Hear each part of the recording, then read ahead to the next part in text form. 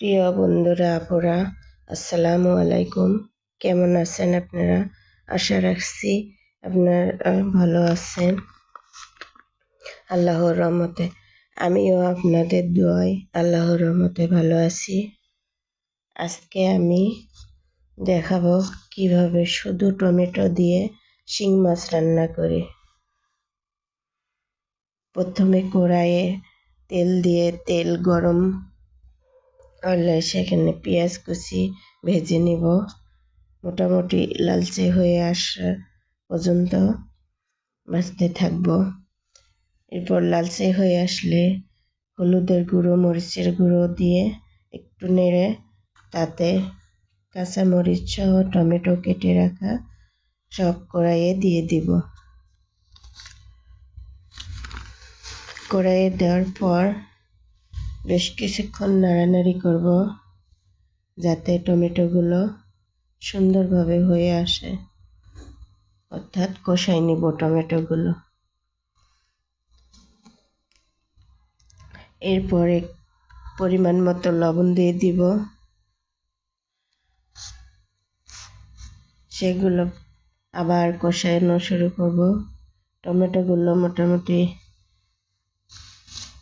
কষানো হয়ে গেলে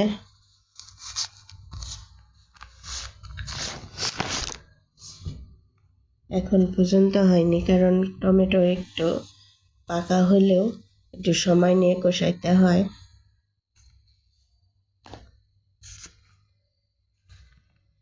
ভালোভাবে কষায়ে এক পর্যায়ে শিং মাছগুলো টমেটোর মধ্যে দিয়ে দেব, অর্থাৎ ওই কড়াইয়ের মধ্যে মাছগুলো দিয়ে দেব। আবার শিং মাছগুলো টমেটোর সঙ্গে দেওয়ার পরেও বেশ কিছুক্ষণ ধরে কষাতে হবে। এবার শিং মাছগুলো ধুয়ে রেখেছিলাম সেগুলো দিয়ে ভালোভাবে কষাইতে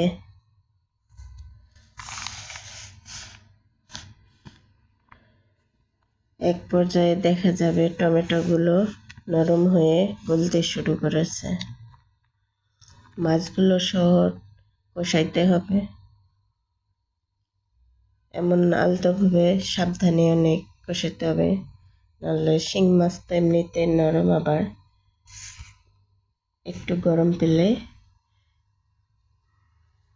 আউলাই যাবে। এই জন্য টমেটোগুলো যাতে গলে যায় সেই পর্যন্ত কষানো লাগবে। কষাইতে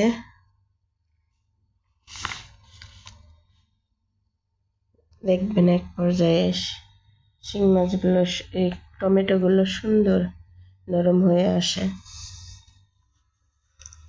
মাছগুলো কষানো হয়ে যায়।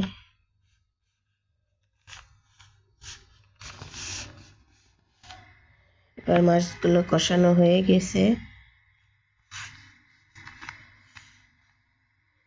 ওই সময় দিতে হবে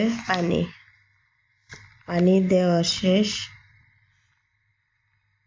আমি একবারে পানি দিয়ে দিই যাতে মাছ সহ সিদ্ধ হয়ে একবারে ঝোল থাকে, সেই অনুযায়ী একবারে পানি দিয়ে দিই। এবার পানি দেওয়া শেষ, এবার ঢাকনা দিয়ে রাখবো শেষ পর্যন্ত অপেক্ষা। আল্লাহ হাফেজ, ভালো থাকবেন, দোয়া করবেন।